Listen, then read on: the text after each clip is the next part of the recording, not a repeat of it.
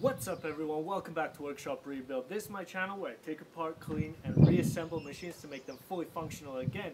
It's been just over a year now and I've uploaded more than 60 videos on my channel and we've reached over 250 subscribers, and I'm very thankful for all of you out there commenting, liking my videos, and sharing them also on other social media platforms. I want to give you guys a huge shout out. Thank you, thank you, thank you. But in today's episode, I'll be working on the Simplicity walk-behind tractor once again, and I have the 3 horsepower Briggs Stratton right in front of me here, so I will be assembling that engine onto the Simplicity garden tractor and making it run and drive for the first time. So let's dig into it.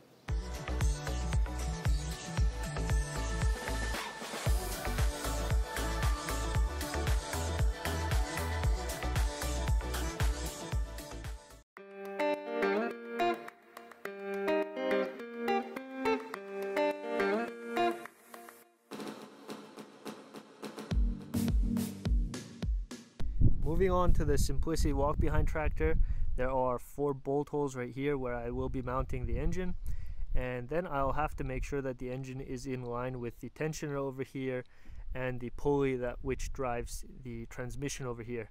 The tensioner assembly, or the tensioner lever, is up here, and I can activate it right here, and there on the left side, that tensioner right there will be activated and released going down.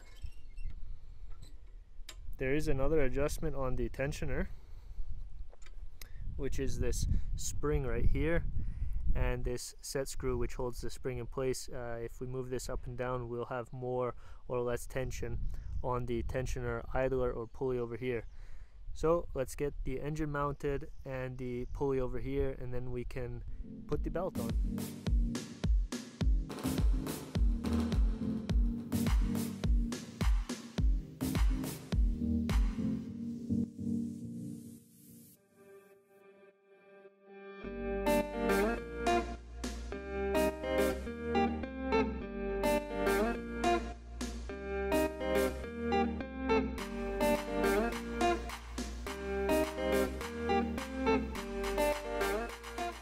I just shared with you guys how to mount the engine onto the frame of the walk-behind tractor, and now I'm going to attach the throttle cable to the governor, and for that I'm going to start the engine once more just to check and to be sure that I know where to attach it.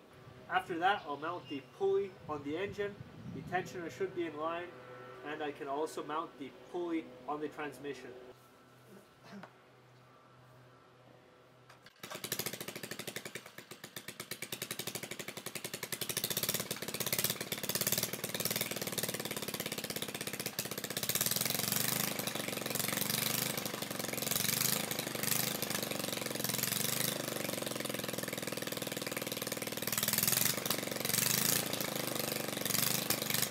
About 2 hours of pouring rain, I'm finally back outside. It stopped raining. Maybe I'm gonna have an hour for myself outside right now, but I want to get this Simplicity up and running. And I did notice while I was inside the shop that the belt that I have right here is too long. The tensioner should be pushing from the top down like this here, and the lever that activates that should be pulled up. Since I don't have any other belt at the moment on hand, what I'm gonna do is grab the belt and manipulate the tensioner to pull upwards like this right here, so I can at least get it running and moving for the first time. So I'll give you guys a close-up view on how the tensioner will work just for today, and then when I have a new belt I can move on forward and make sure everything works and all the linkages are correct. Right here is the belt that is too long, even though I have it on the larger pulley diameter. If I put the tensioner down, the belts are touching on the bottom area right here, and that will not work because the pulling surface of the belt is on the bottom, and that has to be a straight line. So now if I would apply pressure here from the top, these belts would rub and I would have wear on the belt. So to make it work for today, what I'm going to do is take the tensioner and slide it up. I know the tensioner doesn't work for a V-belt pulley, so it might move to the left or right. Since it is a flat idler right here, or flat tensioner, it should ride on the top surface of the belt. But I'm going to try it either way because I just want it to work for today. So now as I push on this over here, I'm going to have tension on the bottom, which is the area where the engine will pull the belt from the transmission, and that will be good.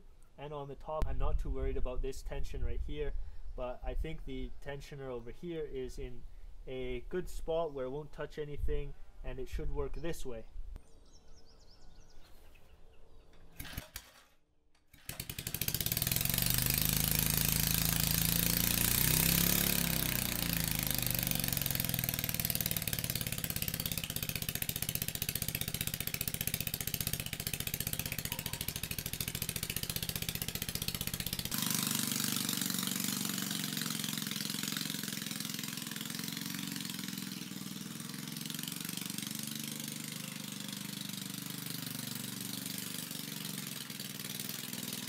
So it's not raining yet, but I got everything running and moving the way it should. I brought it into first gear, second, third gear, and reverse. Everything works, the high idle and the low idle on the Briggs Stratton, and it works under load as well, so everything is complete here. The only things that I will have to change up is the belt. As I mentioned before, it's not the right belt, and I would like the tensioner to push down on the belt since it's a flat pulley or flat idler. After that, once I get the belt, I will adjust the linkage the way it should be, and I'll put it back to original, and hopefully that way it'll work the way it should. So until then, I'll be working on other projects, but in the meantime, I encourage all my viewers to go out there and find something in a barn or find something at a neighbor's, possibly even online, pick something up for cheap, fix the engine, make it run first, and then dig into the transmission, so once you mount the engine, everything will move. In my opinion, it's very satisfying, and I hope you guys find it satisfying too. Even if you guys are just watching me, you guys can do it too. I really want to pass that on to just share with you guys how I do things, but if you guys do it too, you guys can share it on YouTube as well. The opportunity is open for everybody, and it's really, really cool in my opinion to watch other people work on stuff too. So if you guys like this video, please drop a like down below. It helps this channel massively. Consider subscribing if you enjoy the content you're seeing. And as always, stay tuned.